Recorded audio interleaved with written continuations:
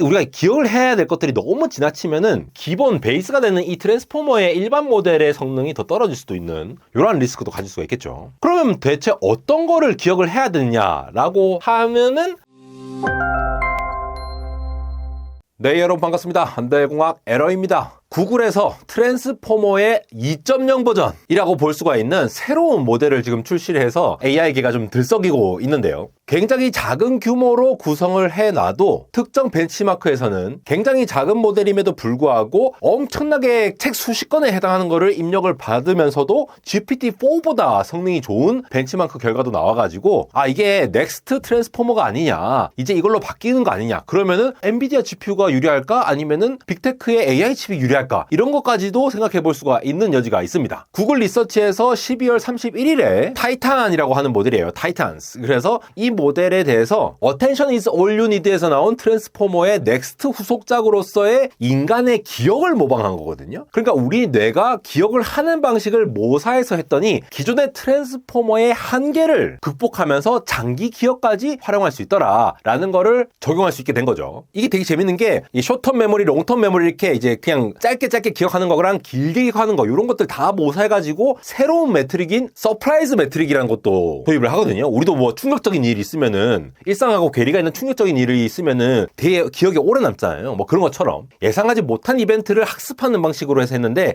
요 부분을 좀 살펴보고 향후 이 AI 모델이나 온디바이스 AI, 서버용 AI 포함해서 엔비디아 GPU라든가 AI 칩 관련해서도 이게 좀 영향성이 있지 않을까라고 하는 부분들을 한번 살펴보도록 하겠습니다. 우선 트랜스포머 2.0에 해당하는 이거를 알아보기 전에 기존에 어떤 문제가 있었는지, 이게 향후 AGI로 가는 방향에 있어서 트랜스포머는 아니다라고 하는 의견도 있었거든요. 이게 왜 어떤 문제가 있는지를 생각해 보면은 첫 번째가 바로 메모리 문제입니다. 메모리, 기억에 대한 문제거든요. 기억? 우리가 기억이 한정적이라는 거예요. 결국 트랜스포머에서는 앞에 이러한 이제 토큰이라고 하는 이 단어들이 쭉쭉쭉 나오면은 단어들에 대해서 그 다음 단어가 뭐야? 라고 하는 거를 추정하는 방식이죠. 그래서 전체를 다 해가지고 하나 생성하고, 전체를 해가지고 또 하나 생성하고, 이렇게 매번 할 때마다 메모리 있는 거 싹싹싹 긁어와가지고 한번 돌려보고, 또 싹 해가지고 계산해가지고 한번 또 튀어나오고, 이렇게 되거든요. 그러면은 우리가 굉장히 긴 단어를 생성해야 한다고 생각해 봅시다. 그러면은 여기서부터 여기까지의 길이가 계속 그만큼 늘어나야 되잖아요. 근데 아시는 분은 아시겠지만 이 트랜스포머라는 게 바로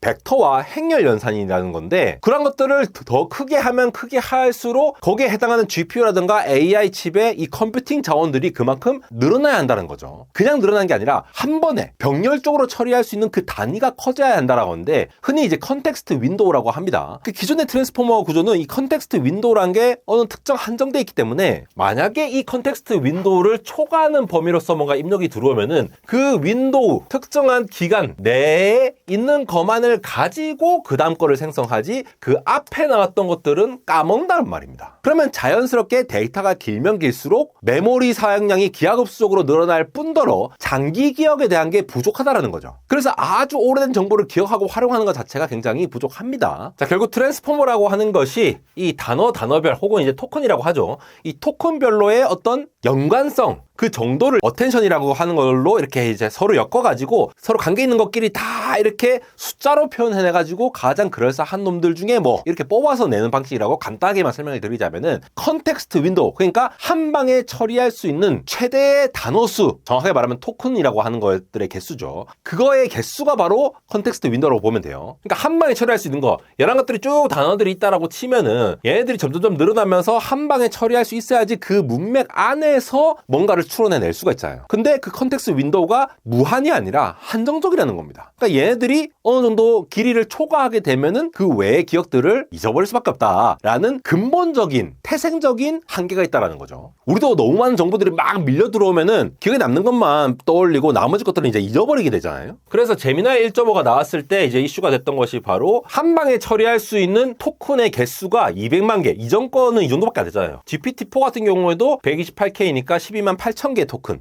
이렇게 한정적이었었는데 제미나이가 굉장히 많이 늘린 거거든요. 그럼 좋다 이거야. 이거 이렇게 많이 할 수 있는데 이것보다 더 많이 하면은 앞에 걸 까먹는다는 거죠. 즉 우리가 뭐 챗GPT에서 하나 켜가지고 혹은 제미나이에서 켜가지고 이렇게 막 치는데 내 거를 수십 건 넣다 보면은 그 앞에 수십 건에 대한 내용들은 모른다. 내 히스토리도 다 기억해줬으면 좋겠는데 그런 것들은 잊어버릴 수밖에 없는 구조에 있다라는 게 기존 트랜스포머의 한계라고 보시면 되고요. 거기서 또 뭐가 있습니까? 이 트랜스포머 아키텍처가 이 컨텍스트 길이를 계속 늘릴 수 있다라고 칩시다. 실제로 늘릴 수가 있죠. 계속 늘리면 되는데 왜 얘네들이 이렇게 못 늘리고 있느냐? 다 하드웨어 리소스예요. 컨텍스트 윈도우가 아까 뭐라고 했어요? 한 방에 처리할 수 있는 단어 수라고 보면 되는데 걔네들이 한 방에 처리하려면 그만큼 GPU나 AI, NPU 칩들이 딱 다 박혀 있어야 한다는 거예요. 그래서 엄청나게 긴 컨텍스트를 처리할 수 있도록 트랜스포머 성능이 올라오려고 하면은 기본적으로 이 컨텍스트 길이에 따라서 시간이라든가 아니면 메모리의 복잡성 자체가 굉장히 복잡해진다는 거죠. 이미 GPU 한 개로 되는 일이 아니야. GPU 막 일론 머스크도 10만 개 막 꽂고 이렇게 하잖아요. 그럼 걔네들이 다 이제 처리하는 데 걸리는 시간도 더 늘어날 수 있을 뿐더러 메모리들을 이리 가져와야 되고 다 합쳐야 되고 이렇게 하는데 복잡성 문제라든가 이런 복잡한 실세계 작업에서의 적용 가능성이 제한된다라는 거죠. 결국 궁극적으로 AGI를 개발을 하고 싶은데 엄청나게 긴 컨텍스트 윈도우를 하드웨어적으로 구현을 할 수 있다 하더라도 걔네들 하드웨어끼리 커뮤니케이션하고 레이턴시 발생하고 이런 문제들이 문제가 돼서 결국 병목이 될 수 있다. 다른 모델이 필요하다. 이라는 측면에서 이번 모델이 어느 정도 해결을 한 부분이 있다는 거죠. 그래서 타이탄이라는 거는 트랜스포머의 이 과거 데이터를 상실하는 이 문제를 해결하기 위해서 기억을 하는 공간을 따로 만듭니다. 제가 왜 이 폰 노이먼 아키텍처를 갖고 왔냐면은 폰 노이먼 아키텍처를 하면 어렵죠. 우리 그냥 컴퓨터예요, 컴퓨터. 컴퓨터 보면은 우리 흔히 말하는 이제 CPU나 프로세서에 해당하는 부분들이 있고 D램 같은 이런 메모리 부분이 있죠.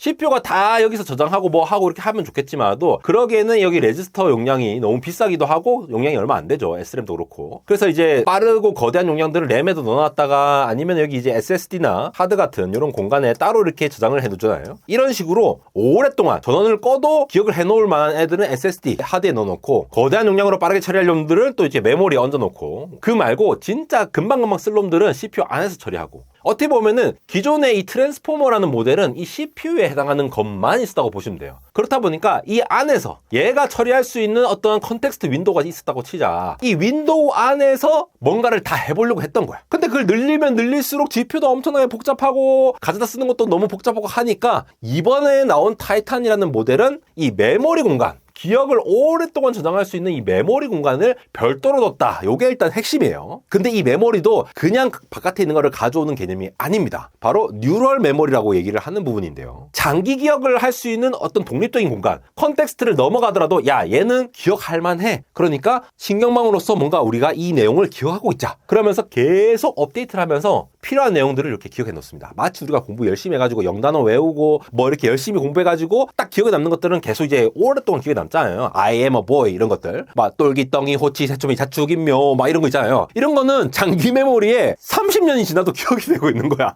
너무 오랫동안 가 똘기덩이 같은 것들. 그런 것들은 장기 메모리인데 원래는 30년이 지나면은 기억을 못해야 정상인데 기억할 만한 애들을 따로 구성하자. 독립적으로 구성하자. 이게 타이탄스의 핵심입니다. 우리가 흔히 AI 모델 얘기를 하면은 웨이트라고 하잖아요. 파라미터 개수 GPT 3.5 1750억 개 뭐 2000억 개가 들어가는 뭐 이런 얘기 하잖아요. 그럼 웨이트라는 것들이 결국은 계속 데이터를 학습을 하다 보면은 최종적으로 결정되는 어떤 숫자들이라고 보시면 되거든요. 그러면 그 웨이트 가중치들이 딱 그냥 고정되어 가지고 이 예를 들어 트랜스포머가 예를 하면은 트랜스포머는 그냥 이 가중치가 나 가중치 2000억 개가 이렇게 딱 고정돼 있어. 어떤 특정한 값으로 고정돼 있어요. 그래서 과거 데이터를 직접 저장하지가 않고 입력된 컨텍스트 윈도우 안에서의 기억만 하면서 이거를 돌리는 거예요. 그러면 이 2000억 개 지나가면은 인풋으로 어떤 2000억 개가 들어오면은 들어오는 거에 대해서 이 정해져 있는 파라미터에 의해서 계산된 결과가 그냥 나올 뿐인 거죠. 따로 기억하는 게 없습니다. 그런데 이번에 타이탄 같은 경우에는 특별히 뉴럴 메모리라는 걸 갖고 있어 가지고 이 뉴럴 메모리가 결국 신경망으로 돼 있거든요, 얘도. 그래서 단기 기억도 갖고 있고 장기 기억도 갖고 있어 가지고 얘들을 서로 결합하면서 운영할 수 있도록 하는 아키텍처를 만들었다는 거예요. 그래서 이 타이탄 같은 경우에는 막 2000억 개 뭐 몇 조개 막 이런 얘기 나오잖아요. 트랜스포머 모델 모델 같은 경우 뭐 이렇게 한다고 하면은. 근데 또 재밌는 게 장기로 기억하는 메모리가 계속 이렇게 따로 있다 보니까 우리가 흔히 AI 모델을 만들면은 학습을 하는 용도도 있고 그거를 이제 만들어 놓은 상태를 이제 추론도 하잖아요. 그 사이에 우리가 테스트도 하거든요. 테스팅을 해보면서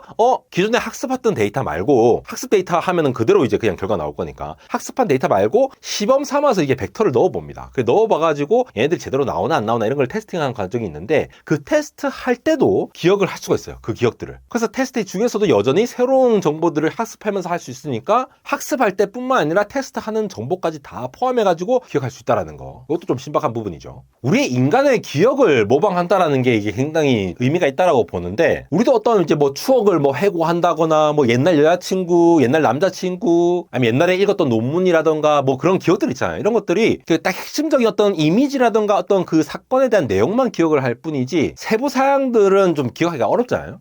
중요한 사건을 이제 추상화하는 형태로 마치 인간이 기억하는 것처럼 이런 형식으로 굉장히 단순화된 장기 기억을 이렇게 메모리 모듈 안에 넣어놓는 겁니다. 이 인간도 이제 망각이 중요하잖아요. 이 망각의 동물이기 때문에 슬펐던 기억도 잊으니까 좋아지고 막 이런 얘기를 하는 건데 우리가 기억을 해야 될 것들이 너무 지나치면은 이 메모리에 해당하는 것들이 너무 빡세다 보니까 기본 베이스가 되는 이 트랜스포머의 일반 모델의 성능이 더 떨어질 수도 있는 이러한 리스크도 가질 수가 있겠죠. 그러면 대체 어떤 거를 기억을 해야 되느냐라고 하면은 바로 제가 인트로 때 말씀드렸던 서프라이즈 매트릭이라는 겁니다. 서프라이즈, 놀랍다라는 거죠. 그러니까 어떤 데이터가 있는데 우리가 예상할 수 있는 결과가 있을 거잖아요. 그 예상할 수 있는 결과랑 실제 나온 거의 차이를 딱 측정해보면은 그 갭이 너무 크면은 이거 좀 다른데? 내가 생각했던 거랑 다른데? 라고 하면서 장기 기억에 넣어놓는다는 거죠. 우리도 그렇잖아요. 예상 밖의 일이 일어나면은 막 코로나가 터져가지고 뭐 갑자기 막 셧다운 되고 막 갑자기 생각지도 않게 주가가 폭락을 하고 막 이런 일들 있잖아요. 그럼 너무 충격으로 다가오잖아요. 갑자기 너무 좋은 일이 나도 너무 슬픈 일이 나도 일상에서 잘 마주하지 못하는 그러한 일상과 괴리가 있는 그 디스턴스가 큰 그러한 기억일수록 오래 기억이 남듯이 얘도 현재 입력과 신경망이 예측한 값을 비교해가지고 차이를 측정한 다음에 이 차이가 크다, 기존 기억과 많이 다르다 라고 하면은 이게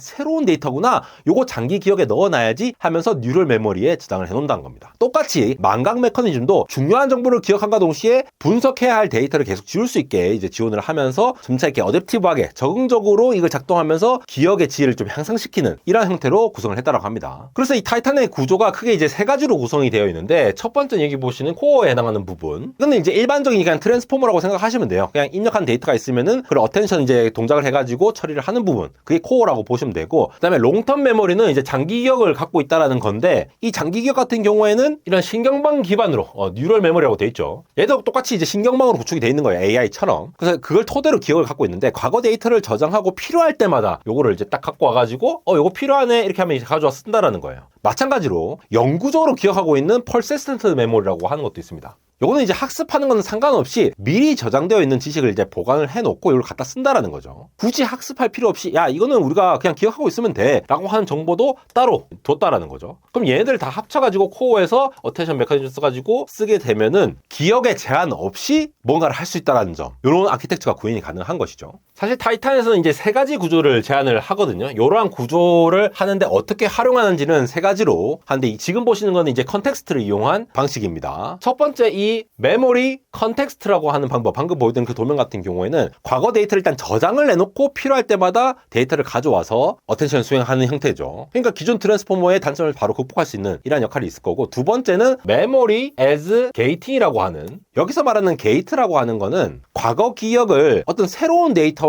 결합을 했을 때 얼마나 중요한지를 판단하는 그 메커니즘을 이제 게이트 메커니즘이라고 부르는데, 중요한지 아닌지를 판단할 수 있는 이제 게이트 구성을 하고 있는 거에 되겠으니까 선별적으로 뭔가 할 수 있는 거를 노린 게 되겠고요. 세 번째, 메모리 as 레이어라고 돼 있는데, AI 모델을 좀 익숙하신 분들은 아시겠지만 이 레이어라고 하는 것들이 신경망의 하나의 층을 얘기하는 거죠. 장기 기억을 이제 트랜스포머 내부에 심고 싶은데 트랜스포머 내부에 하나의 레이어를 딱 추가를 해가지고 하는 방식이에요. 이것도 이제 메모리를 이제 기존 거랑 이제 자연스럽게 결합하는 방식이긴 하지만 이렇게 하면은 단순한 구조로 돌아가서 성능이 제한될 수도 있다는 거죠. 뭐 이렇게 여러 가지 방식이 있는데 어쨌든 똑같이 연구 기억이건 장기 기억이건 구현하는 방식에 따라서 또 아키텍처를 좀 새롭게 구성하는 방식들을 얘기를 한다라고 보시면 될 것 같습니다. 그러면서 여러 가지 그래프가 나왔는데 지금 보시는 거는 BABI long이라고 부르는 벤치마크인데요. 이게 뭐냐면은 굉장히 긴 거를 넣었을 때에 잘 대답해 주냐. 굉장히 길고 복잡한 문서에서 딱 넣었는데 그 안에서 야, 너 이거 기억할 수 있어? 야, 이런 얘기 있었는데 혹시 기억할 수 있어? 이렇게 테스트하는 거. 흔히 이제 reasoning in a haystack이라고 건축 더미에서 추론하기라는 걸 베이스로 만들어진 벤치마크인데 자, 이 가로추로 보시면은 길이가 점점 길어지는 거죠. 이거 지금 그 익스포넨셜 단위입니다. 10배씩 커지죠. 1000개, 10,000개, 10만 개, 100만 개로 늘어가는데 세로축이 이제 accuracy니까 높이 보이는 거. 요 보이는 게 제일 좋은 겁니다. 이거 뭡니까? 타이탄이 제일 좋습니다. 뭐보다? 여기에 있는 라마 3.1 8빌리언이라고 하는 것들보다 GPT-4, GPT-4 미니 이런 애들보다 얘가 더 좋아요. 어떻게 보면 당연하겠죠. 굉장히 긴다라고 하면은 길어지면 길어질수록 얘네들은 단기 기억에 대한 것들이 생기니까 더 긴 것에서도 우리가 대응할 수 있다라는 걸 얘기를 하는 거고 이제 퓨샷이라든가 아니면 이제 파인 튜닝 각각에 대해서 다 비교해 봤는데 둘 다 이 타이탄이 더 좋더라라는 가능성을 얘기를 하는 겁니다. 그래서 이제 건축 도미에서 리즈닝 하는 것뿐만 아니라 이제 그 바늘찾기 이런 내용 뭐 있냐 이렇게 딱 물어봤는 거 요것도 이제 압도적으로 좋았다고 얘기를 하고 있고 일반 상식 부분에서 이제 문제 해결 능력이 향상이 되었다라고 해요. 그러니까 어려운 문제를 풀기는 좀 쉽지 않지만 일반 상식 문제에서도 이제 개선이 됐다라는 얘기를 하고 있습니다. 근데 얘네들이 쓴 거를 보면은 자, 보세요. 파라미터가 1.7억 개, 3.6억 개, 7.6억 개 이거밖에 안 돼요.